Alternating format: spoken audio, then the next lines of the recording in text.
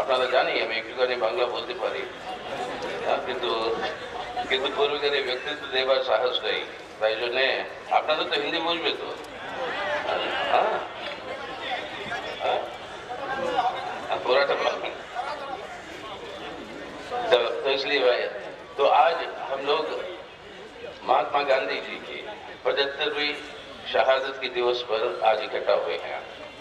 और ये ऐतिहासिक जगह रानी राष्ट्रपति एवेन्यू, जहाँ पर खुदीराम बोस से लेकर अनीस खान तक जो शहादत का जो विरासत है इस बंगाल का, उस खून से भरा हुआ ये जमीन जो है, यहाँ पर फिर याद दिला रहा है शहादत की कि किस तरीके से आज हमारा मुल्क भारत इसकी हिफाजत करने की जरूरत है।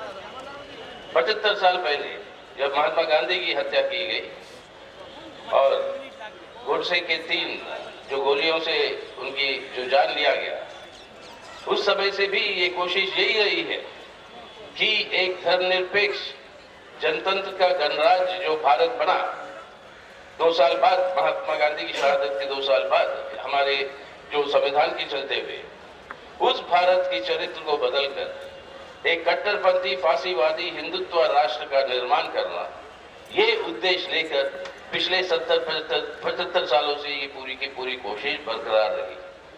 और आज ये नौबत पहुंच गई 8 साल पहले, 9 साल पहले जब ये मोदी सरकार आई अपने देश के अंदर हुकूमत करने, उसके बाद से आज हमारे प्रधानमंत्री का खुद स्वयं और इस सरकार का रुझान क्या है।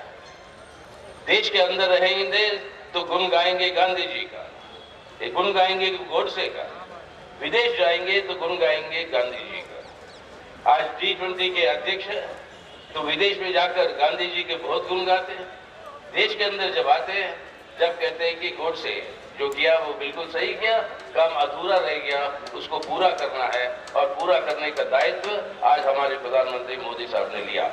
और वो है इस जनतंत्र को खत्म करो, इस गणराज्य का चरित्र को बदलो, एक कट्टरपंथी फांसीवादी हिंदुत्व राष्ट्र ले आना यहाँ पर, जहाँ पर जो सपना गांधी जी ने जो देखा कि अगर भारत के अंदर कोई एक बुनियादी उसूल है जिससे भारत का पहचान हो सकता है, कि भारत के अंदर इंसान का पहचानना इंसान को पहचानना इंसानियत के आधार पर होगी, ना कि धर्म पे, ना कि जाति पे, ना कि लिंग पे, ना कि प्रांत पे, किसी और आधार नहीं, सिर्फ एक ही उसूल है इंसानियत। आज उस इंसानियत के आधार पर इंसानियत का तुलना करना, आज उसी का बर्बादी जो है हम हमारे आंखों के सामने देख रहे हैं। आज सिर्फ इस ऐसे तख्तों को इजाजत नहीं दे रही है ये सरकार, प्रोत्साहन दे रही है जो हमारे देश में अल्पसंख्यकों के खिलाफ हमले बोले, हमारे देश के अंदर ऐसे कानून लिया है।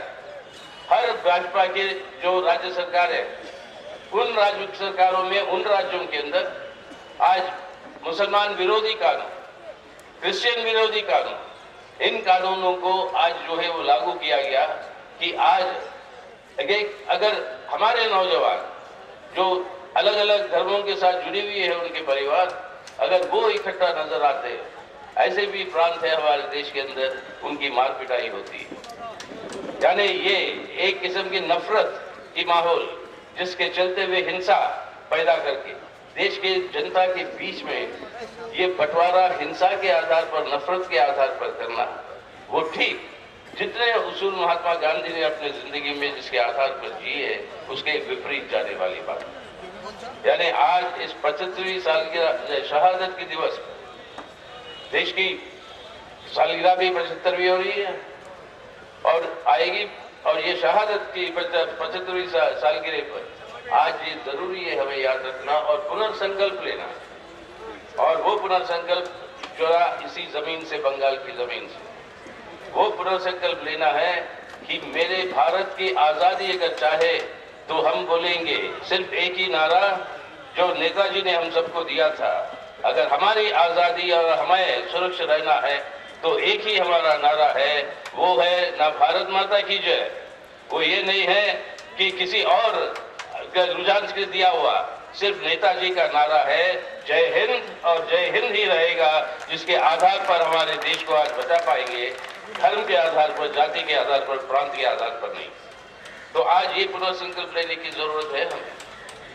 और ये पुनर्संकल्प इसलिए भी जरूरी है कि आज ये समानता जो बुनियाद हमारे देश के संविधान का, उस बुनियाद को जो मिटाया जा रहा है वो सिर्फ सामाजिक स्तर पर ही नहीं, वो अपनी आर्थिक क्षेत्र में भी वो मिटाया जा रहा है।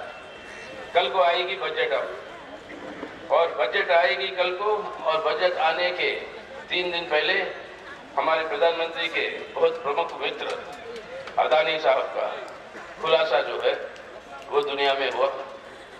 और खुलासा किस प्रकार का हुआ कि वो दुनिया के तीसरे सबसे अमीर आदमी बन गए 2 साल में। तो वो 2 साल में बनने के लिए बहुत कुछ, आपका पैसा, हमारा पैसा जो आज LIC में है, जो बैंकों में है, जमा किया हुआ है, उस सबको उधार लेकर वो जो है हमारी उनकी आर्थिक जो है राज जो है उनकी वो जो चला रहे थे, उनका जो साम्राज्य, आर्थिक साम्राज्य उन्होंने बनाया, वो बनाया है लोगों से जो है लोन लेते हुए या उनसे जो है उधार लेके। और ये पैसा जितना उन्होंने जमा किया है, ये आज पता चला है कि इसके पीछे उसी पैसे के ऊपर वो लोन लेते ये जब समय आएगा इसको लौटाने के लिए, तब उस संकट पा जाएंगे कि करोड़ों लोगों की जिंदगी बर्बाद हो। आज समझिएगा ये किस तरीके के कितना बड़ा फ्रॉड है। बिना हमारे प्रधानमंत्री की संरक्षण की, ये सरकार की संरक्षण की, ये संभव नहीं है। हमारे राष्ट्रीय संस्था है लाइफ इंश्योरेंस कॉर्पोरेशन, उसका 74 से 80,000 करोड़ रुपए, 80,000 करोड़ रुपए आज जो है LIC का पैसा वो उन्होंने निवेश किया हुआ है अदानी की कंपनियों में। और अदानी की कंपनियों की अगर उसकी जो है गिरावट आएगी उसकी मार्केट के अंदर, उन कंपनियों की, वो कंपनियां मुनाफा कम बनाएंगे तो LIC को मुनाफा कम मिलेगा। और इसका मतलब क्या है, करोड़ों लोगों की लाइफ इंश्योरेंस पॉलिसी जो LIC में जमा पड़ा, वो निवेश जो करती है LIC, उसके ऊपर जो ब्याज मिलता है उससे जो है आपको और हमको और अपने परिवार को वो जो है अपना इंटरेस्ट देते हैं। और जहां पर उन्होंने निवेश किया वो नुकसान में जाती है, तो आपके निवेश की बात छोड़िए, आपका जो प्रिंसिपल भी जो आपने जमा किया वो प्रीमियम के अंदर, उसके अंदर भी घाटा आएगा। यानी ये लोगों का पैसा, ये 80,000 करोड़ रुपए LIC का है अदानी की कंपनियों में। और बैंकों से जो उधार लिया उन्होंने, 40% इस उधार का हिस्सा आता है स्टेट बैंक ऑफ इंडिया से। और ये दोनों मिला के कई लाखों करोड़ों रुपए की जो उधार वो लिए है। और ये उधार किसका पैसा है? आपका, हमारा, आम लोगों का पैसा, किसी संस्था का नहीं जो हम जमा करते बैंकों में और LIC में। और जब ये घोटाला सामने आया दुनिया के सामने, 3 दिन में उसका $50 बिलियन का उसको घाटा हुआ। और आज के दिन अभी खबर आई है 1,75,000 करोड़ रुपए का घाटा आज सुबह से हुआ अदानी साहब की कंपनियों का आज के दिन। यानी ये घाटे का बोझ आज आपको और हमको सबको आज जो है इसको झेलना पड़ेगा। और अपनी कमाई से वो जो अपना साम्राज्य बनाया, आर्थिक साम्राज्य, वो चलते हुए जब वो लुढ़केंगे तो बर्बाद होगी देश की जनता। अब देश की जनता की हिफाजत करना इस सरकार की जिम्मेदारी है। और देश की जनता की हिफाजत करना, ना कि उनके मित्रों की, अदानियों की, अंबानियों की, उनकी हिफाजत करना, ये सरकार की जिम्मेदारी है। देश की जनता की हिफाजत करे। आज जो भी नुकसान इसके चलते हुए होता है LIC को और SBI को या और बाकी संस्थाएं जहां पर लोगों के पैसा जमा हुआ है, अगर वहां पर किसी को नुकसान होता है तो सरकार को ये जिम्मेदारी सरकार की है कि वो उस नुकसान को भुगते हैं, वो उस नुकसान को भुगते हैं और जनता के ऊपर उसका बोझ ना डालें। सरकार कहेगी पैसा कहां पे है सरकार के पास उसको भुगतने के लिए, तो आप कॉन्फिस्केट करिए। अदानी साहब के जो इमारतें हैं देश में, दुनिया में, आज देश के अंदर तकरीबन हर एयरपोर्ट अदानी साहब के हाथ में है। तब खाड़ी, बंदरगाह, सब सी पोर्ट, बंदरगाह सब अदानी साहब के हाथ में है। कोयला, कैदान, ये सब अदानी साहब के हाथ में है। और देश के अंदर सीमेंट की प्रोडक्शन, ये अदानी साहब के हाथ में है। और मोदी साहब यहां तक पहुंची कि देश के अंदर अपने देश का खेती को भी अदानी साहब के और अंबानी साहब के हाथ में पहुंचाए, उसने खेती के कानून लिया। इतनी बहुत बड़ी 1 साल से ज्यादा लंबा आंदोलन के चलते हुए हमारे किसानों ने मजबूर किया है मोदी साहब को कि इस कानूनों को वापस लो, तब देश की खेती की व्यवस्था बची, वरना उसके अंदर भी जो लूट जो बची हुई थी। तो आज इस तरीके से जो चल रहा है व्यवस्था, तो ये कल बजट जो आ रहा है इसके अंदर पूरी की पूरी ये उम्मीद करता है देश की जनता, वरना इस सरकार को ठिकाने पे ले आने की जरूरत है हमें, कि सरकार घोषणा करे कल कि एक सर्वोत्तम जांच हो इसमें, किस तरीके से अदानी को ये सुविधा मिली है देश की जनता को लूटने के लिए, किसके आधार पर उन्होंने ये पैसा उधार लिया और उसके साथ खिलवाड़ किया दुनिया के अंदर कि इतना अमीर आदमी बनने के लिए। इस जांच के आधार पर जो भी गुनहगार है उसको ठहराइए और देश की जनता की संपत्ति का सुरक्षा करे। ये बिल्कुल आज इस सरकार को करने की जरूरत है। और ये जांच हो आपके न्यायपालिका के नजर में, उसकी संरक्षण में ये जांच किया जाए और उसके आधार पर जो है जो गुनहगार है उसको पकड़ा जाए। अब फिर एक और ऐसी नौबत ना आ जाए कि जैसे कई सारे हमारे बड़े बड़े पूंजीपति देश छोड़ के चले गए, तो एक और भी देश छोड़ के जाने की नौबत ना पैदा करो आप, और उनके ऊपर आज जरा नजर रखो ताकि इस तरीके की लूट करके वो नहीं बच सकते। तो आज इस तरीके की लूट हो क्यों रहा? ना सिर्फ एक अदानी नहीं है, आपके उनके अपने मित्र अंबानी जी भी है और कई सारे ऐसे सरमाएदार हैं। यानी देश के अंदर आज बड़े बड़े पूंजीपतियों को, सरमाएदारों को लूटने का जो ऐसा मौका जो पिछले 7-8 साल में मिला मोदी सरकार के अंदर, ऐसा कभी नहीं हुआ अपने देश के आजादी के बाद। होती थी पहले लूट, कांग्रेस की सरकारों में बड़ी लूट होती थी, लेकिन इस तरीके की लूट और कानूनी तौर पर लूट, इस तरीके की लूट हमने कभी नहीं देखी। और उसके चलते हुए हालत क्या है देश की? आज पिछले 2 सालों में कोविड का महामारी, जहां पर देश के अंदर लाखों लोगों की मौत हुई, बहुत लोगों की परिवारों की नुकसान हुई है, वहां पर इन 2 सालों में 1% हमारा देश का 1% आबादी, देश के 40% हमारी देश की संपत्ति के मालिक बने।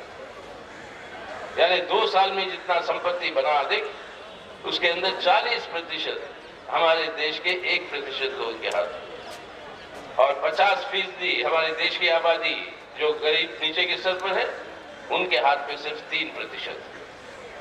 40% 1% के हाथ में, 3% 50% के हाथ में। और ये होता कब? देश के अंदर खरबपति बढ़ते जा रहे हैं, 102 से बन के हो गए 160-67 खरबपति 2 साल में। और ये पैसा सब ये लूट कहां से हो रहा है? ये लूट हो रहा है ये सरकार जो सुविधा दे रही है उनको। और इसके चलते हुए उल्टी ओर पर क्या हो रहा है? दुनिया के अंदर सबसे ज्यादा गरीब लोगों का पैदाइशी अगर हुआ इस पिछले 2 सालों में, वो है अपना भारत के अंदर। शर्म आती है। तकरीबन 28 करोड़ लोग आज अपने देश के अंदर गरीबी रेखा के नीचे। प्रधानमंत्री खुद कहते हैं कि 81 करोड़ लोगों से ज्यादा लोगों को अगर मुफ्त अनाज हम नहीं देंगे, जो उन्होंने उनकी योजना बनाई 5 किलो मुफ्त अनाज देते हैं हर इंसान को, अगर 81 करोड़ से ज्यादा यानी 130 करोड़ में से 81 करोड़ अगर ये मुफ्त अनाज नहीं मिलता तो वो भूखा मरेंगे। इसका मतलब क्या है? देश के अंदर भूखमरी की हालत कितनी है, और ये उनका खुद का कहना है। और बेरोजगारी तो आज सरकारी आंकड़े तो बंद कर दिया, पता नहीं, लेकिन सबको पता है जो आंकड़े जो आ रहे हैं कि इतनी इतिहास में इतना ज्यादा बेरोजगारी कभी नहीं हुई। यानी गरीबी, बेरोजगारी, भूखमरी हमारे देश के अंदर ये बढ़ते जा रही है, और साथ ही साथ ये महंगाई और ये आर्थिक विरोधाभास। तो इसका हल अगर कोई निकल सकता है तो वो एक ही माध्यम है, वो है हर साल जो बजट जो आता है हमारे देश के सामने, जो आएगा परसों, ये जो बजट जो आएगा परसों, इसके अंदर सीधा सीधा हमें मांग करनी चाहिए, सीधा हमें मांग करनी चाहिए कि इस बजट के अंदर सबसे पहली बात सरकार को ये काम करनी होगी कि सरकारी निवेश बढ़ाओ और नौकरियों की सृष्टि करो। हमारे नौजवान को गलत रास्ते पे भटकने का मौका ना दे, नौकरियों की सृष्टि करो। अगर सरकार पब्लिक इन्वेस्टमेंट को बढ़ाएगी तो वहीं से नए नौकरियों की सृष्टि होगी, अपना इंफ्रास्ट्रक्चर भी बनेगा, अपने नौजवान को नौकरियां मिलेगी और वो उनका तनख्वाह जब खर्च करने लगेंगे, ये एमएसएमई और छोटे कारखाने जो बंद है वो फिर से खुलना शुरू होगा। ये आर्थिक रिवाइवल का एक रास्ता। दूसरी ओर रेगा के लिए जो राशि आपको देना है एलोकेशन, रूरल एम्प्लॉयमेंट गारंटी के लिए, उसको आप दुगुना करके बढ़ाए। तीसरा, ये जो 5 किलो अनाज आप मुफ्त दे रहे हो, उसके साथ 5 किलो अनाज जो सब्सिडाइज रेट पे मिलता था पहले, जिसको बंद कर दिया अभी आपने, उसको फिर लागू करो। चौथा, जो आपके देश के अंदर अमीर है उनके ऊपर टैक्स लगाओ, आपके वेल्थ के ऊपर टैक्स लगाओ, जो विरासत जो इनहेरिटेंस जो आता है उसके ऊपर टैक्स लगाओ, तो कई खरबों रुपए सरकार कमा सकती है।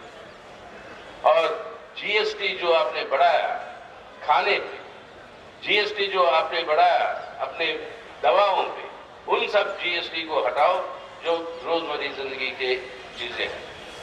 तो इसलिए आज महात्मा गांधी जी को याद जब करते हैं, यहाँ पर मोदी साहब को ये सबक सिखाने की जरूरत है। एक सवाल था महात्मा गांधी जी ने जिससे पूरी ब्रिटिश हुकूमत को हिला दिया, और वो क्या था? ब्रिटिश हुकूमत ने जब नमक के ऊपर टैक्स लगाया, जैसे आज अनाज के ऊपर मोदी सरकार ने जीएसटी टैक्स लगाया, नमक के ऊपर जब ब्रिटिश सरकार ने टैक्स लगाया, उसके विरोध में जो दांडी मार्च जो ऑर्गेनाइज किया था महात्मा गांधी ने, वो जो पूरी बुनियाद तो ब्रिटिश साम्राज्य का उस बुनियाद को जो है वो जो है उसको बहुत नुकसान पहुंचाई। आज आपको और हमको सिर्फ अलग अलग प्रांतों से रानी रश्मनी एवेन्यू तक पहुंचना नहीं है।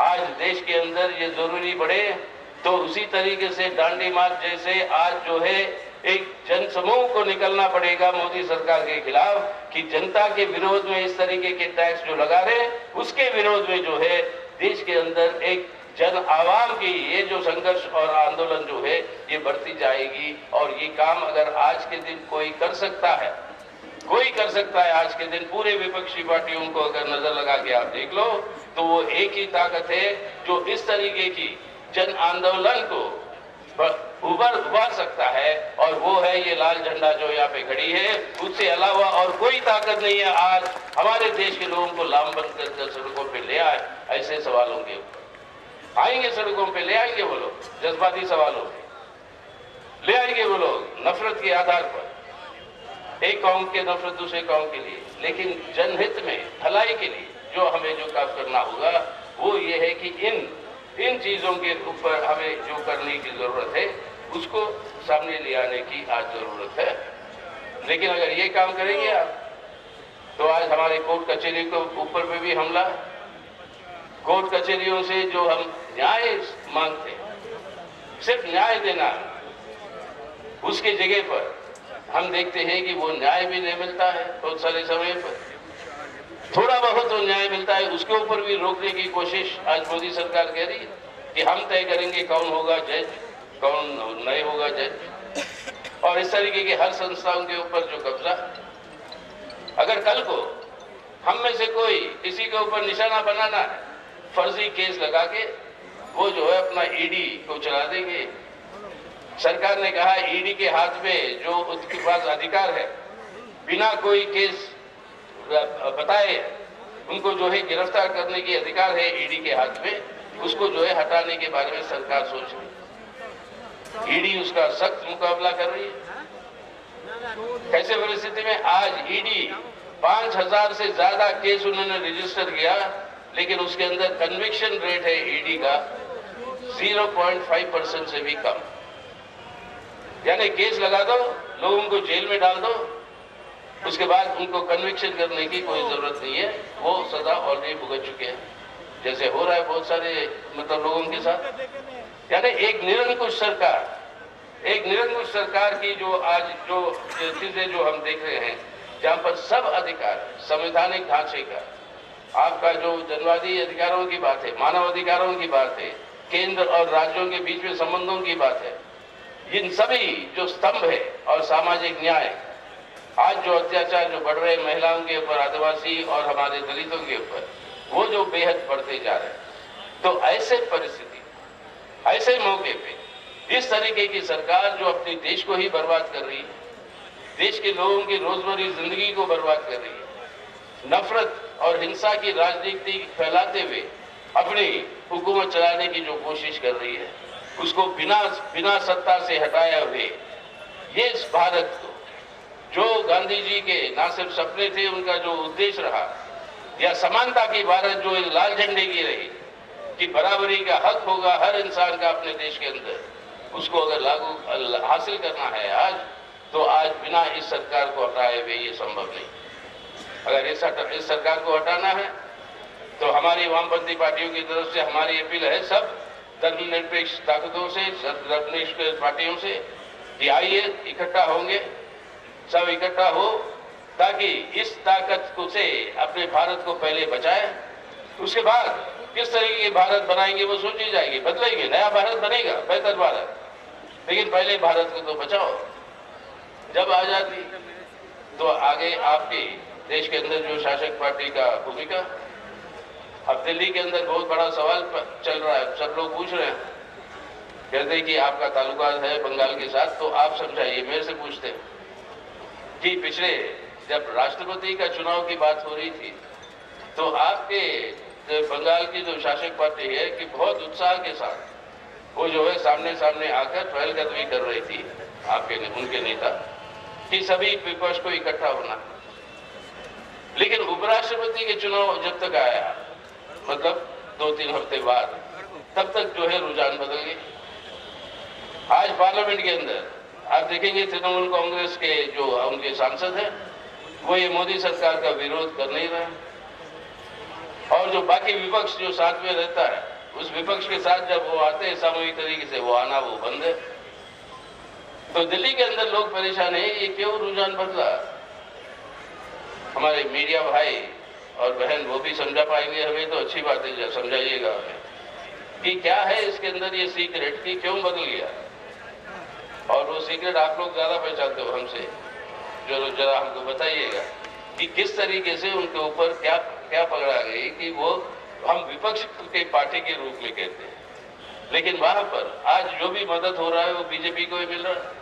आज त्रिपुरा के अंदर चुनाव आ गए, चुनाव होंगे 16 तारीख को, 2 हफ्ते बाकी है, और वहां पर अचानक तृणमूल कांग्रेस पहुंच गई कि चुनाव लड़ने के लिए, जो सब सीधा सीधा कहते हैं कि वहां पे सीधा भाजपा को फायदा पहुंचाने वाली बात। तो यहां पर अगर कोई बंगाल के अंदर आज ये बात साबित हो चुकी है, अगर बंगाल के अंदर अल्पसंख्यकों की अगर उनकी रक्षा करने के लिए कोई ताकत, राजनीतिक ताकत है, अगर बंगाल के अंदर अगर कोई राजनीतिक ताकत है जो आम लोगों की अधिकार के लिए, उनकी मानवाधिकार, उनकी जनवादी अधिकार, उनकी जो संविधान के अंदर दिए हुए अधिकार की रक्षा के लिए खड़ा होकर जो लड़ सकता है, कोई एक राजनीतिक ताकत है बंगाल के अंदर, तो वो ताकत आज सिर्फ ये वामपंथी और ये लाल झंडे के अलावा बंगाल के अंदर और कोई ताकत नहीं बची है जो आज ये काम कर सकता है।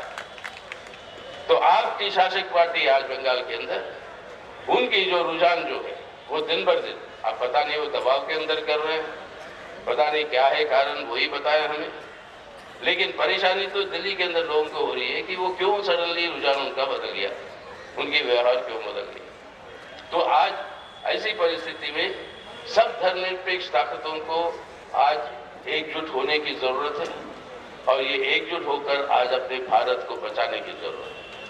अगर इस भारत को बचाना है आज, ताकि आने वाले दिनों में एक बेहतर भारत का निर्माण करना है हम सबको, तो आज का समय है। जो आज ये जितनी भी जो काम जो हो रहे हैं आज पूरे हिंदुस्तान में, ये नफरत की राजनीति, हिंसा की राजनीति, जनता की रोजमर्रा जिंदगी के ऊपर इस तरीके के हमले और फरेब और झूठ के आधार पर जो प्रचार जो चल रहा है, इस सब के साथ अगर तुलना करके देखेंगे तो आज जरूरी है सबको इकट्ठा होने। और वहीं पर आखिर में एक ही बात कहूं, हमारे आरएसएस के सबसे बड़े वरिष्ठ नेता, उन्होंने एक इंटरव्यू या बयान जो दिया उनके अखबारों में, उनके अंदर फिर वही बात दोहराई कि आज भारत के अंदर 1000 सालों से एक बहुत बड़ा युद्ध हो रहा है। हम कहेंगे 1000 सालों से नहीं, उनका युद्ध है हिंदू मुसलमानों के बीच। हम कहते हैं भारत के अंदर 1000 नहीं, कई हजार सालों से एक बहुत बड़ा युद्ध चल रहा है, वो है गरीब और अमीर के बीच में।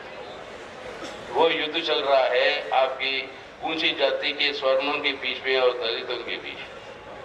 वो युद्ध चल रहा है इंसानियत की हक के लिए, इंसानियत की, इंसान की इज्जत के लिए। लेकिन वो इस युद्ध के बारे में बात करते हुए कहते हैं कि 3 अंदरूनी दुश्मन है देश में, जो उनकी जो फांसीवादी हिंदुत्व राष्ट्र का निर्माण नहीं होने दे रहे। वो है मुसलमान, ईसाई और कम्युनिस्ट। और अगर इन 3 के खिलाफ जो है वो मुहिम की बात करें, सिर्फ यही उनको याद दिलाना चाहते हैं कि साहब कम्युनिस्टों के खिलाफ, कम्युनिस्टों की खत्म करने के लिए जो जनता की आवाज और जनता की संघर्षों की रक्षा करने वालों को खत्म करने के लिए कई ताकत पैदा हो चुके हैं दुनिया में। हिटलर भी यही कोशिश किया, लेकिन हिटलर को जो हराया वो यही लाल झंडा था जो ऊपर फहरा के बर्लिन में दुनिया को बताया कि हिटलर जो है वो हार गया। इंदिरा गांधी यहाँ पर आके बंगाल में बोलती थी कि लाल झंडे को हम बे ऑफ बंगाल में डाल देंगे। उनके जूनियर जो थे कई सारे लोग इस बात को उन्होंने दोहराया, लेकिन इमरजेंसी के बाद अगर कोई झंडा लौट आया यहाँ पर लगातार 7 चुनाव जीती है तो वो यही लाल झंडा है जो वो चुनाव जीत कर आई। तो आज ये धमकी मत दो लाल झंडे को खत्म करने वाली बात है। हम लड़ने वाले हैं, लड़ेंगे।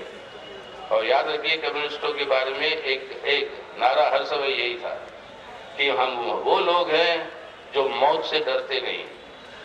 हम वो हैं जो मौत से डरते नहीं क्योंकि हम मर कर भी मरते नहीं। तो हमें डराओ मत आप, हम मरेंगे भी तो हम मरेंगे नहीं, आपके तंग करते रहेंगे आपको जब तक आपको और आपकी शोषण को खत्म नहीं करेंगे। तो ये लाल झंडा का वादा है ये आप सब लोगों के साथ। आइए आने वाले दिनों में पहले अपने भारत को बचाए, एक बेहतर भारत बनाए, बिना शोषण की और मेहनत के जनता की राज हो उस तरीके की भारत बनाए। उसके लिए आज के दिन हम पुनर्संकल्प लें, गांधी जी को भी याद करते हुए और हमारे उद्देश्य को भी ध्यान में रखते हुए कि देश को बचाना है। आज इस मोदी हुकूमत को सत्ता से हटाना है। आइए हम सब मिलकर ये काम करेंगे। इंकलाब जिंदाबाद। आप सबको धन्यवाद।